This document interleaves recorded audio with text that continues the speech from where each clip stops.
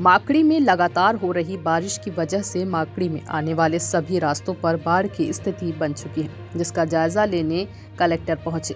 कहीं पर पेड़ गिरे हुए हैं, कहीं रोड टूट चुके हैं। हाल ही में माकड़ी ब्लॉक में एक बड़ा हादसा हो चुका है। रांधना में लगातार बारिश की वजह से एक घर ढह गया, जिसमें कुछ लोग सोए हुए थे।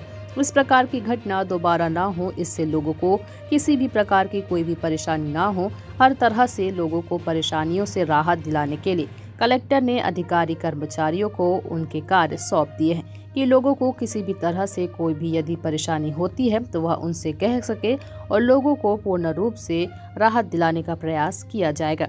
साथ ही साथ इस पर जनपद पंचायत उपाध्यक्ष गौतम साहू भी मौजूद रहे। माकड़ी से रोशन सेन की रिपोर्ट।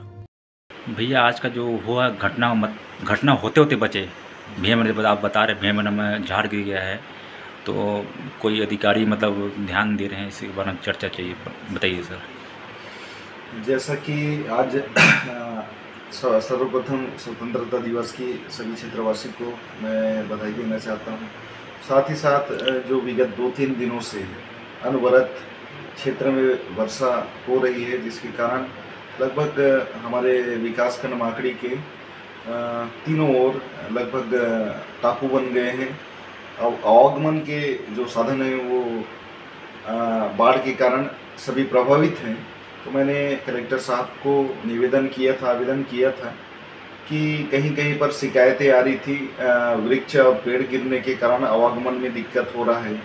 साथ ही साथ जो महत्वपूर्ण स्वास्थ्य सुविधाएं हैं, जैसे अनंतपुर मैं खुद ही गया था, तो वहाँ पर भी एम्बुलेंस नहीं जा पा रहे थे झाड़ गिरने के कारण। तो अवगत कराने के कारण आज हमारे नवीन कलेक्टर सोनी सर आज आगमन हुआ, निरीक्षण किए, उनसे मिलके बहुत अच्छा लगा, उनका विचार अच्छा लगा।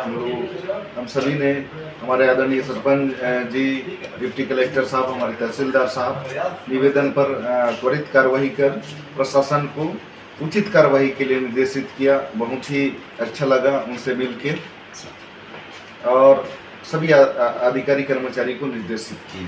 धन्यवाद।